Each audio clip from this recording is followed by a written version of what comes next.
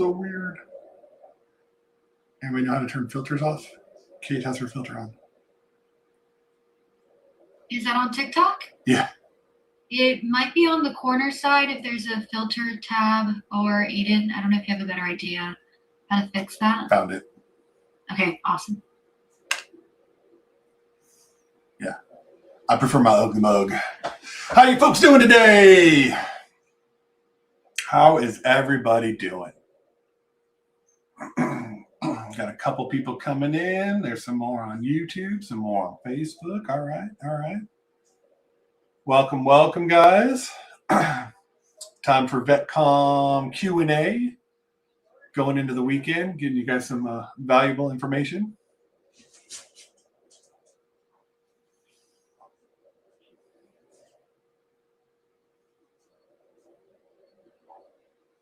All right. So let's talk about some things. Let's talk about some things most veterans don't talk about enough. You know, getting your VA benefits, it's not supposed to feel like a second deployment. I think we can all kind of understand that. But for a lot of veterans, that's exactly what it feels like. And, you know, we want to kind of help dispel some of the myths, let you guys know what the process is actually like, and, you know, kind of get it all situated.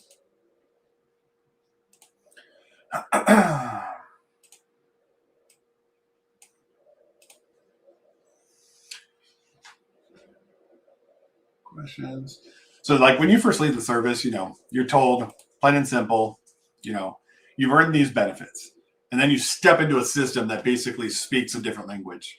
Tons of acronyms that we don't know. We know the ones from the military, but not the ones from the VA.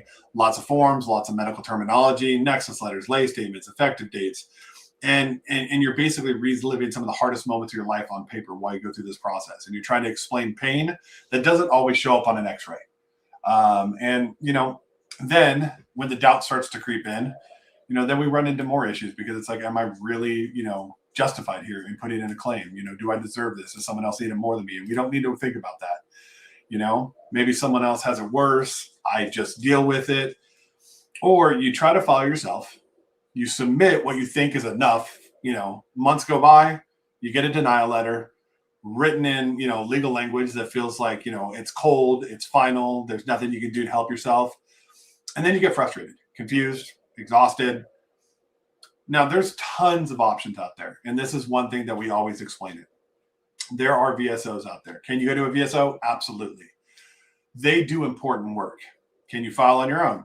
Absolutely. Some veterans are very, very organized, medically documented, and comfortable navigating all the, you know, regulations and what's all. That's very real. But the hard truth of it all is just because you can do something alone doesn't mean you have to. And that's a big part of, you know, what we do here at Vetcomm is making sure that we assist all the veterans that need the assistance that they need.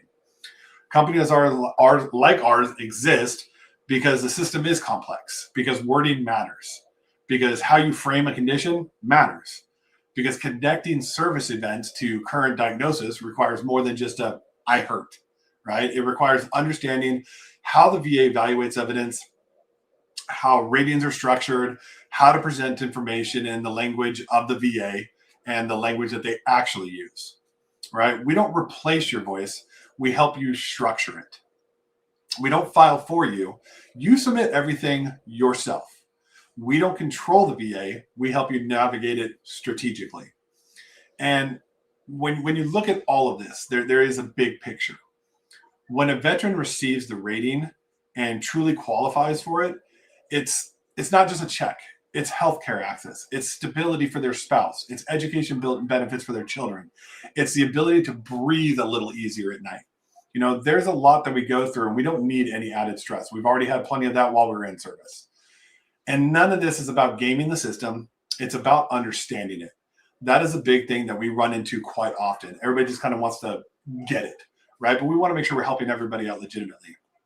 Now, if you want to do it by yourself, if you trust a VSO, then do it. But if you're tired, you're overwhelmed, if you tried guessing, and, you know, that's why companies like ours exist. A lot of us will tell you, we wish we didn't have to, but we do. Not because veterans are incapable, but because veterans deserve support too. We all deserve support, and we want to make sure that everybody gets taken care of properly. Janelle, you have a question. Go ahead. Put the question out there. I'm trying to answer as much as I can as we go through it today. um, been denied a few times. My first appointment is Monday. Awesome. Now, is that to Mike over in TikTok? Is that your appointment with us, your first appointment, or are you talking about like your first CMP exam, first CMP appointment with the VA?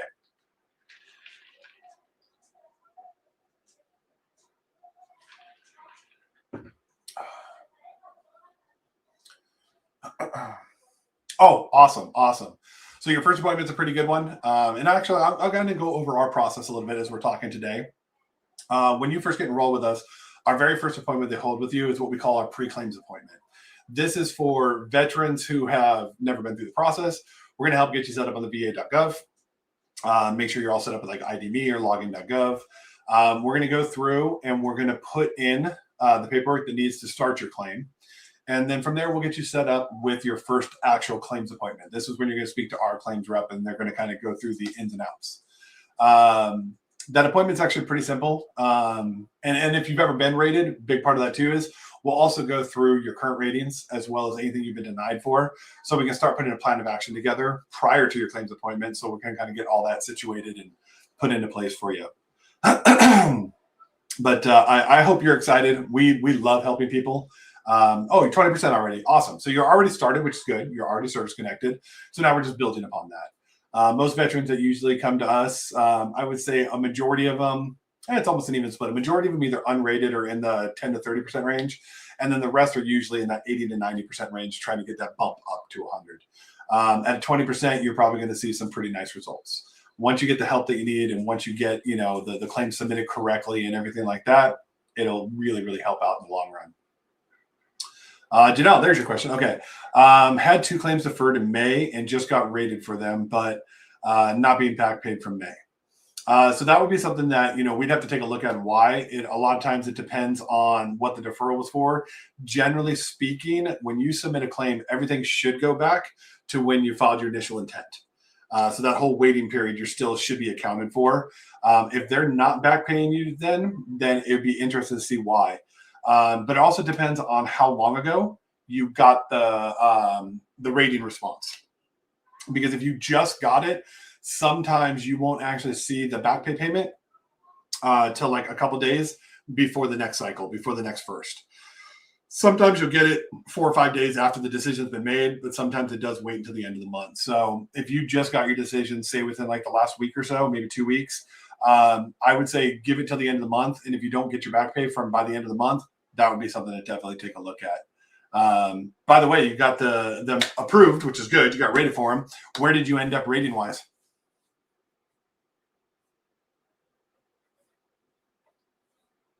Oh, rated last Thursday. Okay, yeah. Give it a little bit of time. I've noticed that usually when I got my decisions, it was about a week or so before I got the back payment check. That one dropped in my account.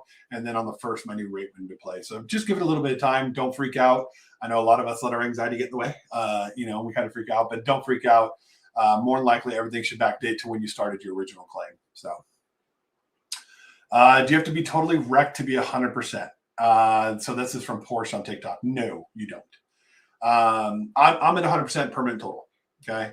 My 2 big ratings are mental health. And then also I destroyed my back when I was in the military, but I'm still fully functional. I can still walk and talk. Most people don't even know there's anything wrong with me because I've kind of learned to mask the fact that I limp and stuff like that. But no, it really just kind of comes down to the severity and the effect that your injuries have on your day-to-day life. That's kind of where the ratings come from. But yeah, once I did my back, I was rated for my back. I actually just posted a video about this recently. My back was rated 40%. But then when they added in the sciatica on one of my legs, I got a 60% rating for that. I had a 20% rating for sciatica on the other leg. And then also I have the femoral nerve issues. So I got 20% on each of those legs. So when you added all those together, I think it ended up at like 80 or 85% before anything else. When we added in the mental health, that's what gave me the push to get to 100% permanent total. And honestly, that's the one that affects me the most. It's the reason that I actually work from home. I don't do well in social environments. And so I like to sit in my own home office and stay comfortable. But, that's something a lot of us deal with. The anxiety, it's no joke. PTSD, it's no joke. It's what most of us deal with. And quick moment, just, the 22 a day. We know it's a real thing. And we want to make sure that we're looking out for each other. And this is all part of that, trying to help out as many people as we can. So Let's see. Saw another one next week. Nope, that was the one I did. Mixed experiences. Hey, I get that. Mixed experiences, not everybody jives the same way. Most of us, if we're on the line with another veteran, we can be very open. We can be very transparent with each other. We're not as reserved. And sometimes when you're dealing with someone who's not a veteran, which we do have non-veterans here who are just passionate about helping vets, sometimes it doesn't always work. And sometimes you're just not feeling like you have good communication. And by all means, if that is the case, let us know. We don't just have one team here. We've got, I think it's upwards of 15 or 20 teams that help individual veterans out. So if that team's not working for you and you're not jiving, by all means, let us know. We can always, get you with someone that might be a better fit. There's a lot of individuals like such as myself, when people are asking questions and they're just not quite jiving with the person they're on the phone, they'll bring me in because I've been through the process. Vetcomm, not only did I go through the process, but Vetcomm actually helped me get to 100%. So I've been through our process as well as just dealing with the VA in general. So Randy on TikTok, how much you guys charge? So we try to keep it as inexpensive as possible.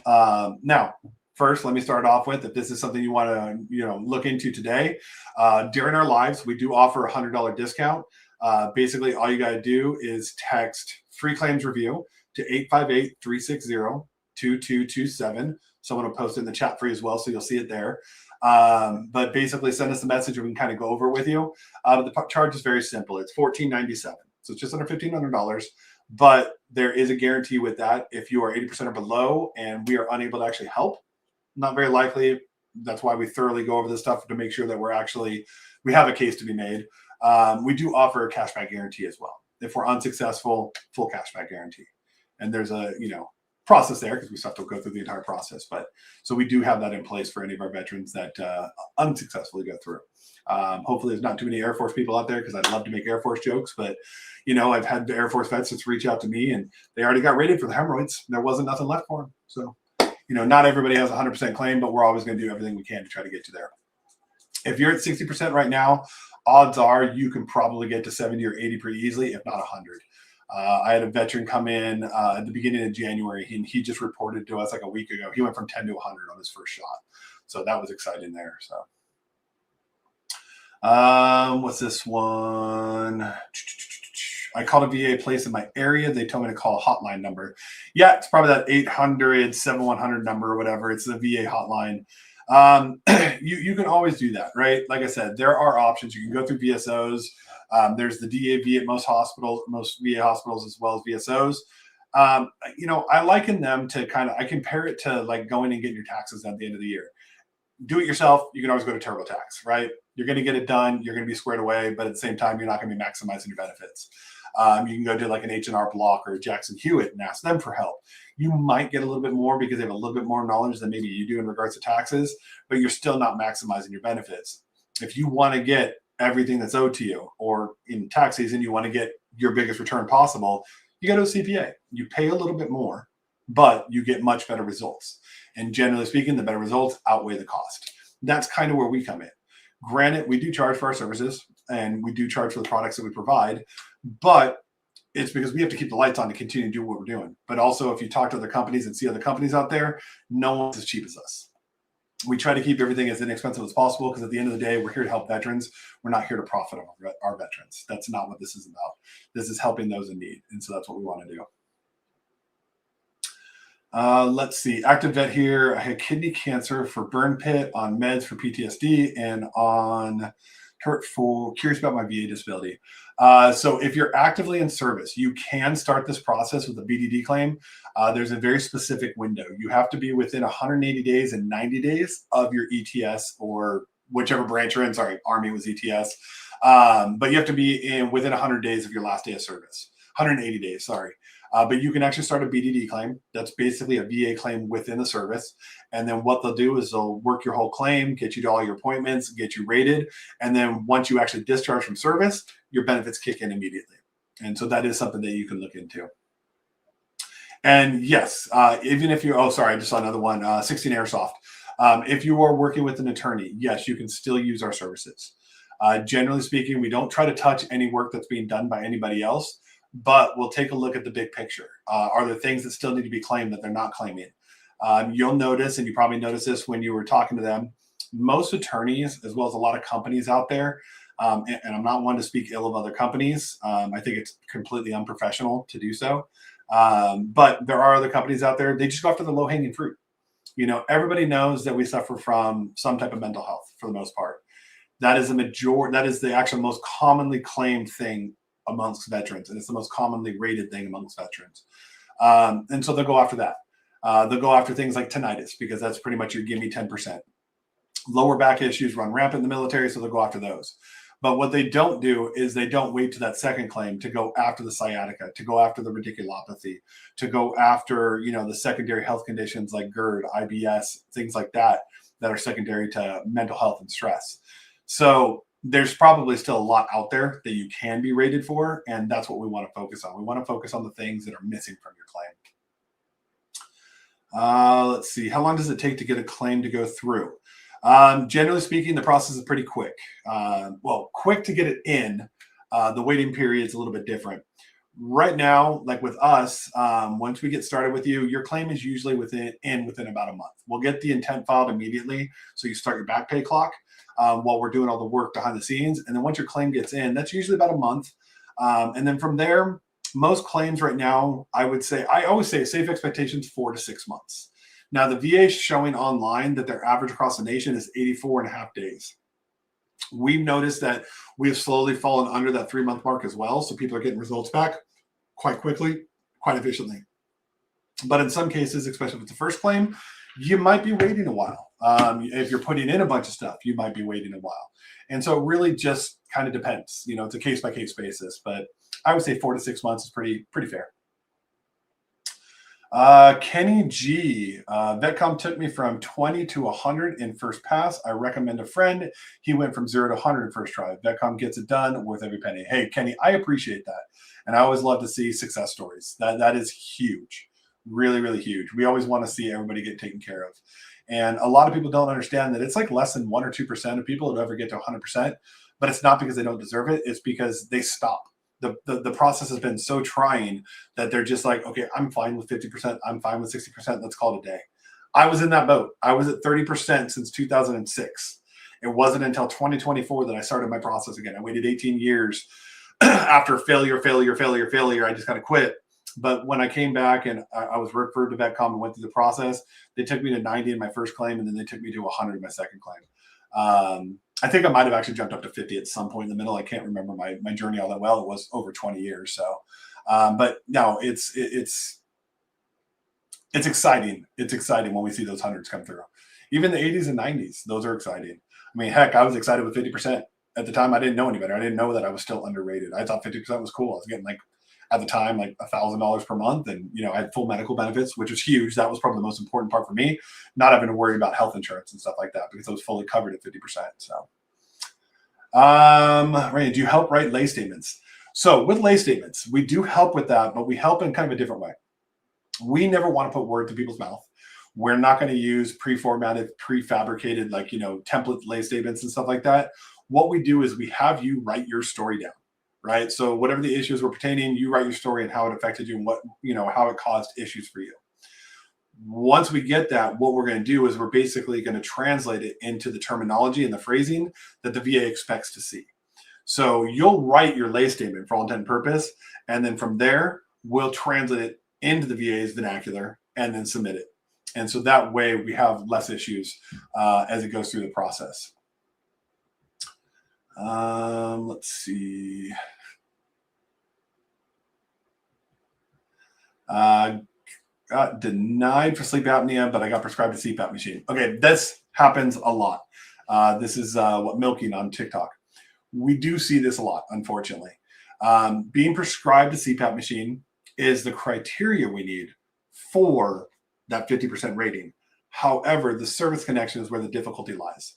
If you did not have it evaluated while you're in service, it's a challenging one to service connect.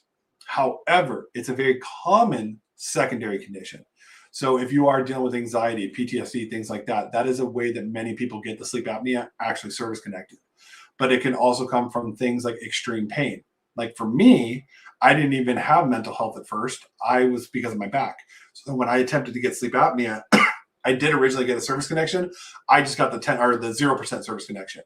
Then as my sleep apnea got worse and I was prescribed a CPAP machine, now I could go back and put in for that claim. Personally, I'm not overly worried about it. I'm already at 100% P&T. I've already got it service connected.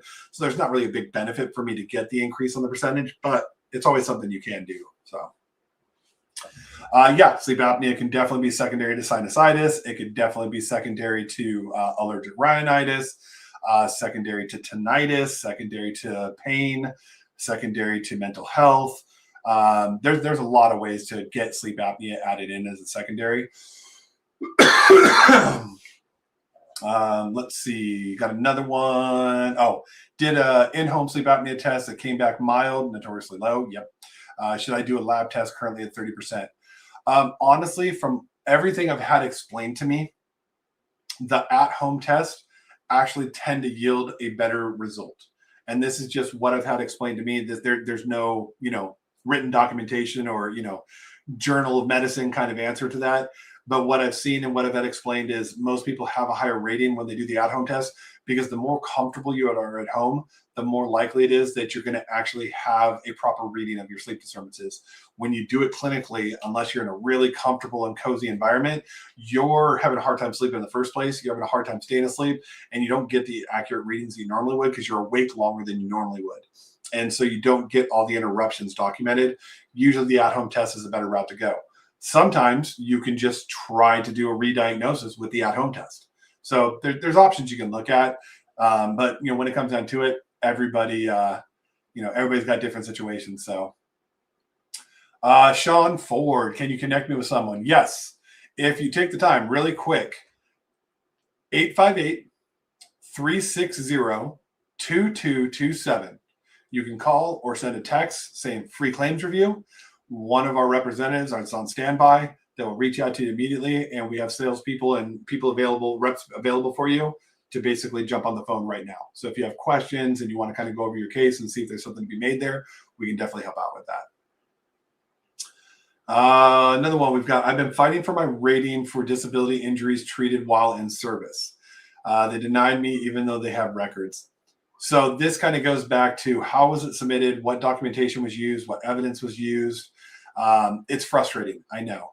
And sometimes it's a matter of just the wrong code for the wrong issue. I use the knee as an example because I think there's like 9 or 10 different major ratings in the knee alone. And if you're trying to get, let's say, a meniscus tear rated, but you accidentally submit the code for labrum tear, or not labrum, sorry, LCL tear, it can always change things. If you have personal statements, lay statements, and there's improper vernacular in there, sometimes they'll get shot down. A denial does not mean no. A denial just means not right now. And so that is something that we come across probably more common than not. Most veterans that are coming to us are in the 70s and 80s, and they're trying to get that last big push. And the problem that they run into is they're just getting denied and they don't know why.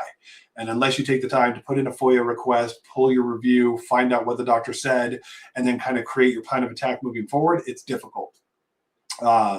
But also, you can always take a look at why the rater chose to give you a non-service connection, because there's non-service connection and then there's 0% ratings. The CMP exam can potentially give you a 0% rating, but if you do get denied, that's on the rater, and we have to find out why they didn't service connect it. So that's something that we work on with you. Make sure that we get everything submitted correctly. Do you help veterans get their children college benefits? So not specifically, but in a roundabout way, we help veterans get to 100%. And once you get to 100%, you can apply for Chapter 35 DEA, which is Dependent Education Assistance. And that's something we can explain how to do. We don't handle that part specifically, but to be fair, it's actually a pretty easy form. It's almost like adding your dependents in. Takes a little bit of time, but once it comes through, very, very beneficial. And then don't skip out on your state benefits too. I always remind people of this. Being in California is one of the best VA programs in the nation, or CalVet, the state VA programs. Texas has a great program. Florida has a great program. I think Tennessee has a great program. New Hampshire, Vermont, New Hampshire does have a good program. Delaware, there's specific states that have some really crazy cool programs out there for the vets. So don't sleep on those because there are other benefits out there for you. So, and if there's any questions you have about that, reach out and we can definitely kind of show you where to go and other things to take a look at as we're going through the process. But yeah, generally speaking, we can definitely get you pointed in the right direction. We concentrate on the claims part specifically, but through the process, we obviously have a lot of knowledge on some of those extenuating programs as well. The one I love to always point out is the automobile assistance benefit program. If you've got an issue that, there's features within your vehicle that kind of help support your claim, then you can actually get money back to help pay for a vehicle that helps support you. That's a one-time only program, but it's very beneficial for many people, especially if you're wheelchair bound and you want to go get yourself, a Toyota Sienna. I see those all the time with wheelchair ramps added in, stuff like that. Those little features can get added in by the VA. But then also the other features in the vehicle that are on the window sticker they'll actually offer compensation for those things as well. So it's kind of nice. There's a lot of little nuanced programs like that. I've got a list that I talk to people about. It's about 40 issues long of benefits for being at 100%, as well as like benefits at 80, benefits at 50. The different percentage levels offer different benefits, and it scales up. So Vetcomm got me from 20 to 90, and they will get me C notes soon. Nice. Can't recommend it more. Thanks, Bob. I really appreciate that. It's always good to hear that. So but yeah, if you guys need some help, feel free to call now. Like I said, we do a $100 discount while we're on live. So if this is something you're looking for, it's a good time to do it. Save a little extra money. Our number here is 858-360-2227. All you have to do is text free claim review, or you can call the number. Someone will be on standby waiting for you to help you out and get you lined up with one of our representatives to go over your case. I just found this in my VA health conditions section of my medical records on va.gov. Contact with and suspected exposure to other hazardous substances. What do you think this is? So this is the VA finally doing the nice thing and annotating PACS Act and Terror Act things. If you don't have to just be in combat zone to fall into these categories. Aviation, whether you're in the Marines, the Navy, well, I guess we all have aviation. Exposure to things like JP4, JP5, JP8, burn pits, AFFF, things like that. There's a lot of exposures we go through. The key thing to understand about these, though, is it's not just about the exposure. That's kind of the door that opens because you can go in. But there has to be a condition to be rated. So this is where a lot of people will get rated with things like sinusitis, rhinitis, or allergic rhinitis. Some very common ones are carcinogenic, like cancer issues. There's a lot of presumptive conditions that fall into those categories. So it's always worth taking a look into. They've annotated that you've been exposed, and now it's time to identify the issues that it's causing and get rated for those things properly. Jan D, as a VA employee and veteran, I never understood why so many denials, literally turning away business. Yeah, it's, we all have our what's the word I'm looking for here? I don't want to say, sorry, conspiracy theories, but there's a lot of theories out there, and I hear a lot of negativity when it comes to that. I honestly believe at the end of the day, the VA is nothing more than a bureaucratic insurance company. When you have to make an insurance claim, there's always an insurance adjuster that tries to deny everything. I see roofing, people who are trying to fix their roofs, and then the adjuster comes out and goes, nope, that's not it. Nope, that's not it. Nope. And they just try to say no to everything. Well, add in the government bureaucracy of it, and you can understand where the difficulty lies. I don't understand why raters would deny people with obvious conditions, but I'm sure there's a set of government guidelines they're going by that restrict it. Kind of like if you make a typo, the rater can't reach out to you because they have to stay completely impartial. And so they can't, basically verify what you actually meant. And sometimes it's a missing T, a missing I, you know what I mean? An undotted I and uncrossed T, and they'll shoot it down for that reason. It sucks, but we have to play the game. And unfortunately, again, that's why companies like ours exist, because VSOs, their knowledge is not always the most extensive. Right, a lot of VSOs are volunteers. They don't have the time to really invest. They've got a stack of 20 to 25 claims they're handling per month. It's a lot for one person to take on and try to stay on top of it. But we've got an entire team of people here. We have over 250 employees active, working on these things with veterans on a day-to-day basis. Last month we signed up 2,000 veterans. Last year we finished up 27,000 different veterans getting rated in some way, shape, or form. And that's just kind of the starting thing. There's over 18 million veterans in this country right now. And I believe the number last I saw, it's only like 4 or 5 million veterans are actually rated. that means you've got like 13 million veterans out there that are not getting their benefits and should be. And the VA has made it very difficult, unfortunately. So I'm a Gulf War participant in 91. With the new Department of War putting the letter out this week saying exposure was likely, are you guys building anything that will help? Yes. So a lot of it just kind of comes back to PACSAC stuff. It's just making it a little bit easier to get a lot of those things attached. Anybody who's ever been in combat, you know what it's like around the burn pits. There's the trash burn pits, and then there's the other burns that we had to do with a can of diesel and a stir stick. We take in a lot of toxins. When I was in Afghanistan, I was in an area called Asadabad, and there was basically a burn pit about 10 feet, a HESCO basket, and our tent. Like, we were right next to the burn pit, so I could just imagine all the stuff I was breathing in on a daily basis. But you don't think about it in the time, but looking back now, I have a chronic cough. I do have pulmonary issues, and that's one thing that I was going to go after, but I got my 100%, so I haven't done it yet. But that'll still be there, because if you guys don't know, once you're at 100%, you can actually pass on part of your benefits to your spouse, stuff like that. And so it's important to get any type of life-threatening condition annotated as well. That's a big one we push. We do get veterans that come to us at 100% or 100% P&T, but they still want to get these things added because they understand the importance of taking care of their family. That's a really big part. So if that's something you're thinking about and you're here to kind of take care of your family, feel free to reach out. Those 100% P&T individuals and 100% rated veterans, they're always hesitant because they don't want to ruffle feathers. But what you need to understand is if you're not touching something that's already rated and you're going after something new, you don't have to worry about rollbacks. That's always something I get asked on a daily basis. Will my rating get rolled back? Generally speaking, no. You might go into the 5, 10, or 20-year review phase, but when it comes to just submitting a new claim, you're not poking the bear. That is the text message I see more often than not. If I put in for this, will I be poking the bear? And the answer is basically no. They're there to evaluate what you're asking to have evaluated. And if you're going through and making sure that you're doing the right things, seeing your primary care, and getting taken care of properly, you won't have any issues. I've never been recalled. I've never had anything reevaluated. My first rating came in 2006. I just got my final rating back at the end of 2024. And so there's a lot of things out there that people are always worried about, but some of them, they're not as big of a worry because rumor mill runs rampant. Internet information is only so accurate. When you hop on a Reddit, you're going to get some good information, but you're also going to get some bad information, and unfortunately, you don't know which one's which. So that's why going to a professional company like ours offers a lot of assistance, because we'll talk you through these things before we even take you on as a client. We'll still talk you through these things and make sure that you have a full understanding, so we know what we're going after and what you need to go after.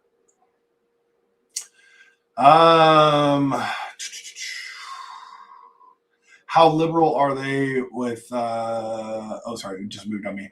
I don't want to butcher the first part, so I'll just say funnies. Asking how liberal are they with increases? It's not a matter of being liberal or conservative with the ratings. It's a matter of getting evaluated properly. The biggest problem that most people run into, it's not that they don't have the issue that needs to be rated, but we're very stubborn. We don't like to admit to hurting. People ask us, hey, how you doing? And the answer is pretty much fine.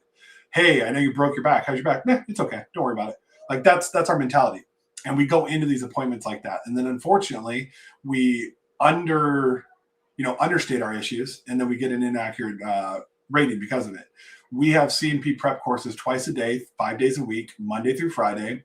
And we actually help prepare people to know what to expect, right? We're not loading your lips. We're not giving you anything to say. What we're explaining to you is what to expect, what questions are going to be asked, what information to provide. What can you do to help your claim as much as possible? We want to help you put your best foot forward. So yeah, at the end of the day, it's not a matter of being liberal or conservative. It's more about what the issue is, how it affects you, and based upon the grading scale, where do you fall in? Every single claim out there has not only a claim number and an identifier, but also qualifiers for whatever percentages. As a great example, I use mental health because a lot of people understand that. A 0% mental health rating means there's something going on, but it's really not affecting them, but we're going to keep a watchful eye. You get to 10%. You might start to have, minor anxiety attacks. You might be dealing with minor depression.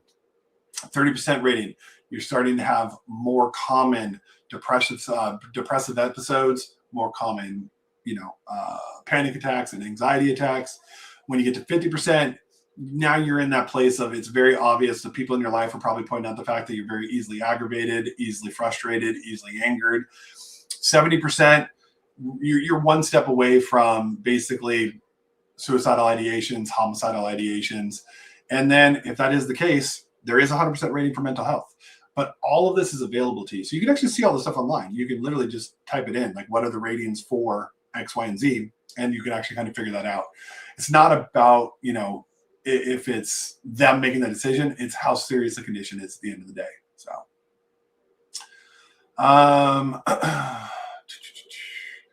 some vets think they don't qualify because they feel healthy, so they don't apply. Very, very common. The three things I probably hear more often than not when people haven't claimed: I don't deserve it, other people need it more than me. Those are the two things. Or I'm not injured. And once they get on the phone and I start talking to them about, daily life and stuff like that, it changes really quick because they start to understand what compensation's for. Remember, people use the term VA disability, but this is not a disability program. This is a compensation program for your service time. They know when you go into service, you are not coming out at 100%. There's just no way. You have anxiety trained into you, whether it be situational awareness or just fear upsetting your drill sergeant or whatever the case may be. Sleepless hours, 48 hours, 72-hour FTX, things like that. Like there's a lot of things that take wear and tear on us.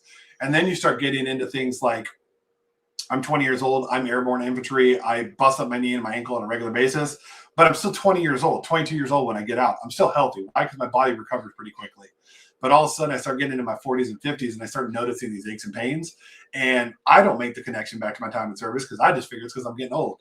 But the VA looks at it differently. It's basically aches and pains over time that get to the point where you're starting to notice them.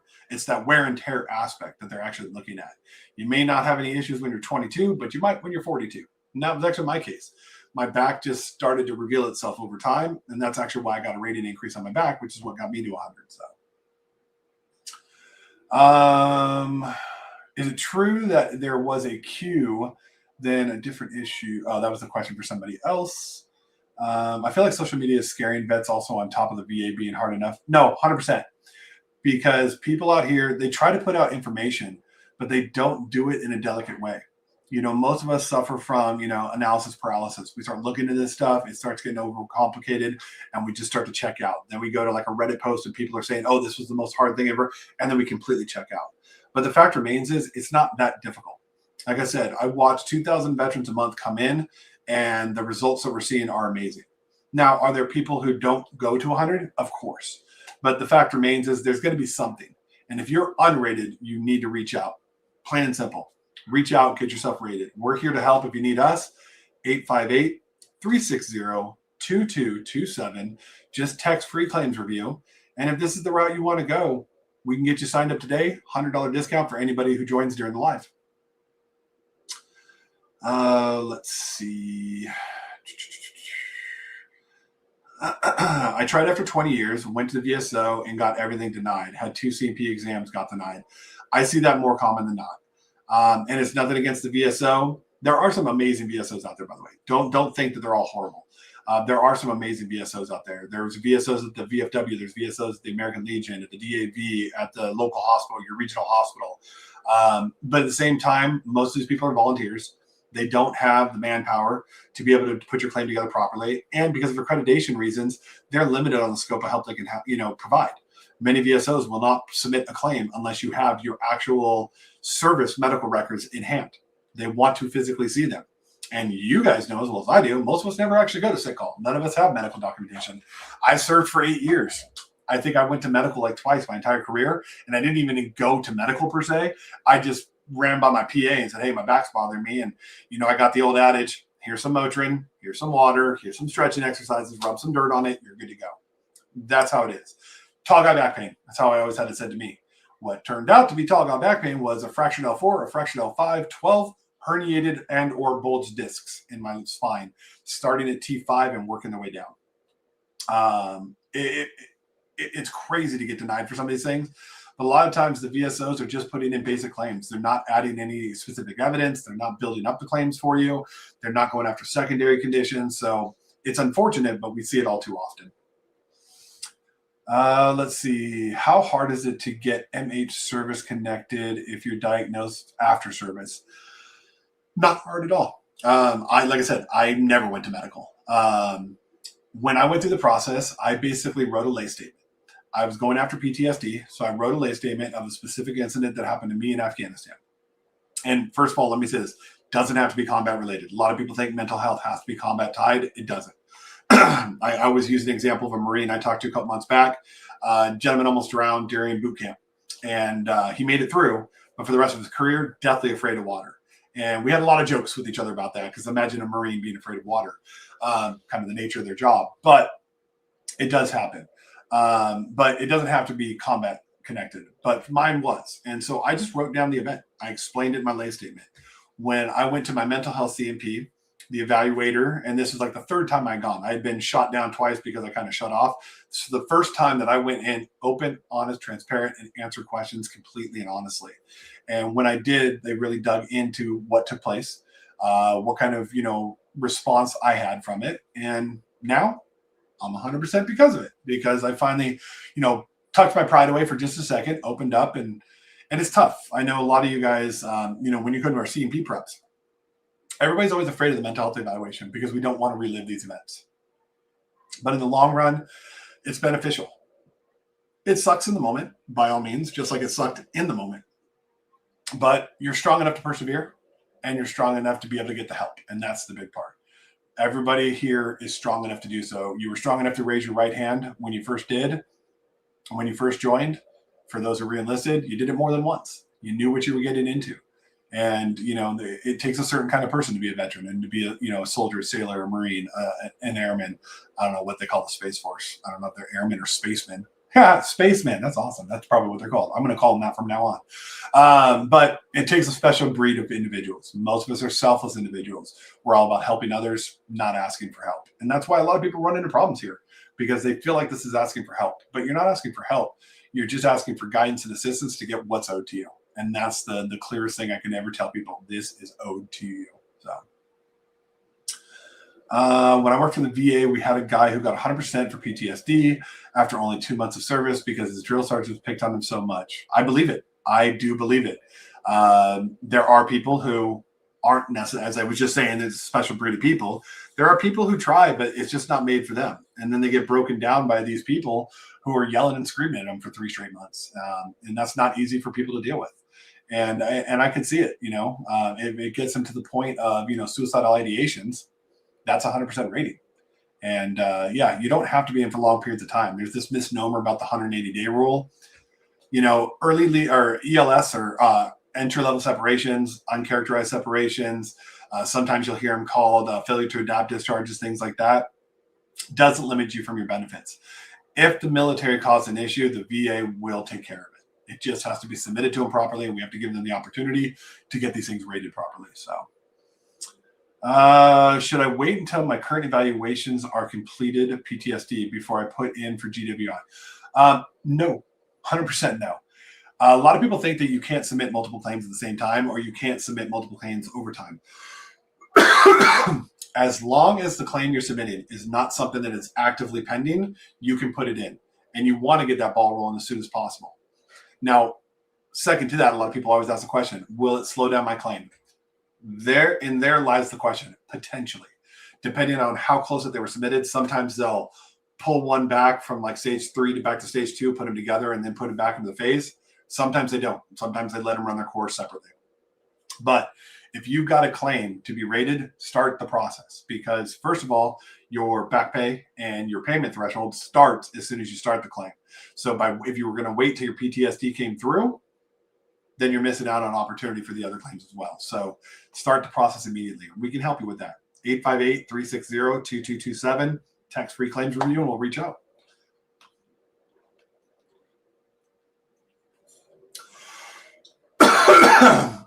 I went to 30% by myself, then 60% with a VSO, then 90% with Vetcomm. I kind of felt like that was my journey as well. And for 90%, they actually got me to 100% on my follow-up too. But yeah, I tried on my own. I got 10% originally way back when. Went to a VSO. They're the ones that got things added in. I got to 20%. My apologies. And then another VSO Honestly, I can't remember if I went to 50 or not. But eventually the jump, I went from 50 to 90. That's what it was in 30. It was 50 to 90 and then 90 to 100. That was a while ago, though. Should I go to my local veteran liaison to file a claim? Not sure where to start. Honestly, there's a lot of opportunities and there's a lot of options out there. It just depends on the route you want to go. Personally, I failed myself. My VSO failed me. They didn't give me what I should have had. I had to go to a company like Vetcomm and get taken care of. And I'm glad I did, because it took me 6 months. My first claim took me to 90%. It took about 2.5 months. My second claim took 3.5 months, and I ended up at 100% permanent total. Obviously, I didn't get there with the help that I tried. And so for me, that was the best option. Started claim, just haven't filed yet. Yep. So the good thing is, when you put in that intent, your claim is started. You have a year to that date. And by the time your decision comes through, everything's going to backdate to there. So you're in a good position, at least in the way of back pay, because you're already set up. Next step is you got to get the claim in. You've got to get it in front of the raters so they can actually do the evaluation of your service connections and get the CMP scheduled. So, does 1 year expire a year after claim submitted or after denial? So you're talking about two different things there. If you're asking about, like, if you got a denial, does it go back to when it was submitted? No. So the way that whole 1 year rule works, there's a couple of them. You have 1 year from when you file your intent to file your claim. Once your claim is in, you go through the process. Once you get your decision, you have 1 year from the decision date to put in a appeal, whether it be supplemental, higher level review. I'm not going to mention the other option because it's a horrible route to go and it's a long route to go, but it is an option. But no, so it's 1 year from your denial date to get in your appeal. Just joined. What assistance you offer? We basically take you from start to finish of the whole process. Everything from helping you get your claim started, making sure you're set up with the VA, make sure you have access to your personnel records, your medical records, all of that through the VA.gov. And then we'll sit down with you and go over your claims themselves. We'll go over what claims are, need to be submitted now, what claims you might want to hold off on because they probably will get denied, secondary claims, stuff like that, to a primary that's not rated yet. But we'll walk you through that and give you best case scenario, best advice. But at the end of the day, you get to decide exactly how your claim is handled. We're here to advise you and make sure that you're set up for success. That's what we're here for. But when it comes to getting everything submitted, we'll make sure your forms are filled out properly. We'll make sure we're using the proper forms. If you're writing up lay statements, which are personal statements, buddy letters, familial letters, things like that, you'll write your story. And then what we'll do is basically help translate it into the VA's language so it reads the way that they want it to read. Once your claim is in, we'll start preparing you for your compensation and pension exams, letting you know what to expect, what questions are going to be asked, what information to provide. There's times where they may not even address an issue that you're pretty sure that you were there to be seen for. And so a lot of veterans are like, oh, okay, I'm done. And then they walk out. Me personally, on my last one, I just said it to the evaluator, and I was like, I thought I was supposed to be seen for X, Y, and Z as well. You didn't mention them. And he literally goes back over to the computer, and goes, oh, you're right. And then goes back and completes it. If I hadn't been told that I knew exactly what I was being evaluated for, I would have walked out and got denials for those things because they didn't actually evaluate them. Then I would have had to go through the higher level process of getting those CMPs done again. So it's good to know because you save yourself a lot of time. And that's what we're here to help you out with. We're here to try to make the process as easy as possible. Let's see. SE gout in feet, claimed ankles as secondary. I think you were in the live on Wednesday because I did see that question. So gout is foot related. Ankles are a little bit different. But your ankles do have gout too. That would be something to take a look at. So bottom foot gout, just like drop foot, stuff like that or whatever, very different than the gout that goes up in the ankles and up in the hamstring. So two separate issues. I would try a higher level review and have it readdressed if they did not evaluate it properly. But if they sent you to a CMP exam and they did take a look at it, unless you have new evidence, the higher level review is not a great option. A supplemental claim with additional evidence is usually the route to go. It's based upon your situation. Without knowing the full extent of it, that's about as much as I can kind of explain on that one. Medic, like that. How long after filing will I get notified of a CMP exam? I always tell people generally expect somewhere between 2 to 4 weeks. For me, it's been pretty consistent. About a month after I file my claim, that I get contacted either through one of the third parties like VES or directly from the VA hospital, and they'll schedule my C&Ps, and then those are usually about another 2 to 4 weeks out on average. Sometimes it can be a little bit quicker. But yeah, I would say from when you get filed, a month is pretty average. Don't freak out if it takes a little bit longer. I have seen people that waited 3 or 4 months before getting scheduled for C&P. It might be because the rater's still doing an extensive search to actually make the service connection first, because it's two different things, right? The rater has to establish service connection. The C&P evaluator is there to explain and identify the extent of the issue and the extent of effect it has on your day-to-day. So it's two separate things. So if it only takes a week and then all of a sudden your C&Ps are ready to go, it means you got a service connection quickly, right? They've established a service connection or likelihood of a service connection pending the evaluation. But sometimes it can take 2 or 3 months. So, what are your thoughts on fraud criteria, being 100% and not being actively seen?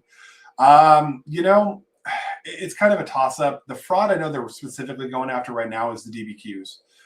People are going to, pencil whipping doctors who are just kind of writing off. And so that's what they're kind of looking into right now. I wouldn't be overly concerned about the fraud stuff right now. If you are rated legitimately, if you told the truth all the way through the process, you were fully transparent, you shouldn't have any worries whatsoever. It's the people who really are trying to, take advantage of the system. That's really what you're running into. So yeah, if you have a legitimate claim, even if you're not getting consistent care, I mean, there was years where I didn't go to a doctor. Just because, you know what, I do self-pain management. I don't like to take medications and narcotics. So I do self-pain management. So there really wasn't much they were going to do for me. My back's never going to heal itself, but it's stable. And so that's the way I handled it. But I never worried about that because I knew that my back was messed up and I knew my rating was legitimate. It wasn't a concern. What kind of fee does Vetcomm charge? Well, I will always answer this question. So $14.97 straight up, just under $1,500. That basically covers the entire course that we provide, the video series, the workbooks, all of the stuff that come with that. Also, as part of that, we do assist you with the actual filing of everything, making sure all your forms are filled out correctly, all your statements are filled out correctly, and make sure that you get it all put in properly. Now, if that's too steep, we do offer financing options. We do use companies like Affirm, Afterpay, Klarna, the same ones that you see on Walmart's website and, Amazon's website, stuff like that. So we do have those options available. Sometimes you can get like a 12-month interest-free loan, where you're paying $80 or $90 a month, $100 a month, whatever it is. So it makes it quite a bit affordable. But if you decide to sign up today with us, there is another $100 discount offered during the live. You just text into 858-360-2227 and put free claims review, and we will have someone reach out to you. Or you can call the number. There's someone on standby for you. Carlos, I have TDIU and I'm 63 years old. I stopped work at 14 years. I had PTSD, medication or day. Is that okay? Yeah, 100%. If you're on TDIU, but if you don't have a schedule rating of 100, I would always look into it. Because unless you're TDIU P&T, which even then is still can be reevaluated, there's always a chance that could get rescinded. But if we can push your overall rating and get your scheduler rating to 100%, it takes that concern and that the anxiety of that out of the process. And most people, it is PTSD that gets people to TDIU because you're like 70 or 80%. They give you the 100% because that 70% makes it difficult to work, agoraphobic, stuff like that. So, but if there's other things that can get you to 100% overall, the nice thing is coming out of TDIU and getting rated at 100%, you now can work again if you want to, even if it's a work from home job. So you don't have to worry about some of that fraud stuff that they're pushing right now. Because at 100%, you can work. I'm 100%. Kate, the woman that you see on a regular basis, she's a 100% rated veteran. We've got quite a few 100% rated veterans who are here working with us and helping out. That is the biggest difference. 100% TDIU, you still have the benefits, but you can lose them. And once you lock them in, they're for life. And so always something to take into consideration. Plus you can work. So my VSO hit hard on my claim. He listed 13 different things and they service connected 12 of them. That's amazing. Like I said, I will never, ever talk down about the VSOs. There are some great VSOs out there. And even the ones that aren't great, I want to assume that their heart's in the right place. They're just not fully knowledgeable. But yeah, there are VSOs that can do an amazing job. I've seen VSOs get people to 100%. They just failed me, but that's okay. It happens. And I got there eventually. I don't like to look back at all the possible money I missed out on over the 18 years that I waited to finally get to 100%. But, Do you have a money back guarantee? We do. So the way our guarantee works is very simple. For veterans who are rated 80% or lower, we do offer a cashback guarantee. The way the process works, we'll run you through a claim. We'll run you through the process. If we are unsuccessful in getting you an increase, we will go work the denials, resubmit them, get them put back in, and get them submitted. Generally speaking, we cover about 85 to 90% of people by this point. Actually, it's 98.7 is our current success rate. So kind of give you an idea. But if you're denied a second time, then you have an option. We do offer a full 100% cashback guarantee, or you can take a third attempt at it. If you've got a strong claim and we're figuring it out, but that's up to you at that point, but we do offer it. Now, for those veterans who are 90% or higher, it's a little bit different, mostly because most of you guys know the jump from 90 to 100 is almost as hard as getting to 90 in the first place. Because if you end up at like an 85% rating and you're paid out at 90, you have 15 points left to try to get to 100 or 10 points to get to 95, which means you literally have to get like another 70 or 80%. I think it's 66% from 85 to 95. You need 66%. So you need a 70% claim or, a 16 to 10, something like that or whatever. So it's challenging. Because of that, because of the extensive nature of it, we don't offer guarantee, but in those cases, we will do up to three claims for you through the process. So the questions, can other claims be filed while there is others at a higher level? 100% yes.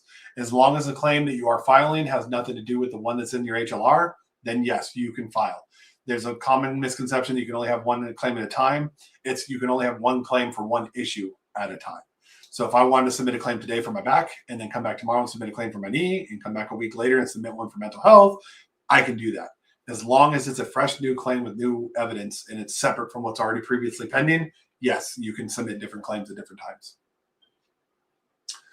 I'm in currently a severe injury in basic, fracture and severe cartilage damage. Oh, that was just a response to somebody else. I was rated 70% years ago. I had surgery via VA. Medical error created a disability for me. Disability, I'm over 55. The above is going in circles, not able to comprehend it all. I understand. Yeah. And it's funny that you say that because there are VA ratings for service connections, but there are also VA ratings for VA error. Like if you were subject to a mistake by the VA, you can actually get rated for the things that the VA does to you too. So that might be part of where the confusion lies because they're not very clear about that. You kind of got to figure that out on your own. But that is something that we help out with as well. But just let you guys know, it's time to wrap up today. So if anybody has any other questions, let's do power hour questions, quick, short answers. And if you guys are thinking about it and debating about it, stop debating. Give us a call, 858-360-2227, or send a text message, free claims review. We've got people on standby to help you and go over these questions with you.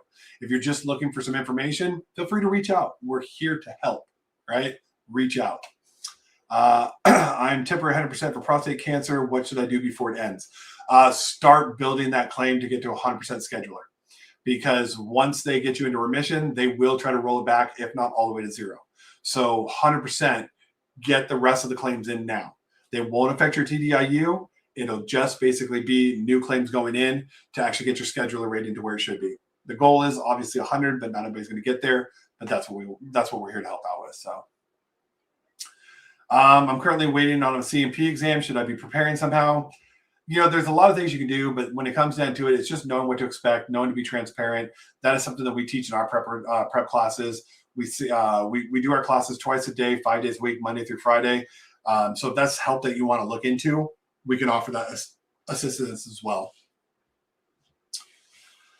I'm currently a client of Vetcomm with an existing 30% rating and very much believe in this company and the services it provides. Do you happen to know if Vetcomm is hiring full or part-time? We very likely could be. Talk to your claims rep. I can only speak for a portion of the company on our contact team. This part of it all, whether it be on the media side or kind of going over your claims review and stuff like that. I know what we're doing on our end. Not currently bringing on anybody at the moment, but we've got positions all the way throughout the company. Everything from customer service to claims reps to all this stuff. If that's something you're interested in, by all means, or if you want to. Send a direct message to us here. I don't know. I do apologize. I don't know if you message through YouTube, Facebook, or TikTok. But if you need to, just call in and say, hey, can I speak to Paul? And I'll take that call for you and kind of get some answers for you. But if that's something you want to look into, by all means, reach out. Just ask for me, and I can definitely help out. All right. Last question here. Be honest at the CMP exam, but remember they are not your friends, nor do they actually care. Jay Johnson, you just hit the nail on the head. 100%. Be open, be honest, but remember they're going to ask you questions that are designed to trip you up. As simple as, what's your pain level like today? Well, for me, the very first time I went to get reading for my back, I told them I was about a 2. Why? Because I was on methylcarbamol, I was on Oxycontin, and I was also on Flexeril. So my body was relaxed. My pain level was low. I learned very quickly, you don't answer the question they ask, you answer the question you wish they would have asked. Be a politician. Because when I went back in the second time, they asked me the same question. I was like, well, generally speaking, my pain level is probably about a 7 or 8, unless I'm using drugs to mask the pain. And on more than average days, which happen pretty often, a couple times a month, my pain level's at 9 or 10. When my boat goes out, I could be out for a week or 2 at times. And so I made sure that they had the information they needed to know my full picture. So Steve, Vetcomm helped me immensely. I'm glad to hear that. Absolutely glad to hear that. That's exciting for us. We love our success stories. Anytime you guys reach out to us and let us know that you got an increase, we have a channel dedicated to the entire company so they can see every win that comes through every day. And this is something that we really do celebrate, because at the end of the day, there are too many veterans who are either not rated or underrated, and we want to fix that problem. So, but anyways, till next time, I will be back on Monday at 3:30 with you guys again. So if you have any other questions, have them locked and loaded. 3:30 Pacific Standard Time, so 6:30 Eastern Time. We will be locked and loaded and ready to go again. And we might be pumping more of it. But for right now, 3 days a week, Monday, Wednesday, Friday, we'll be here to answer your questions and go over your situation and see what we can do to help. But until next time, guys, love y'all. I'm Paul. Reach out. We'll be glad to help. Have a good one.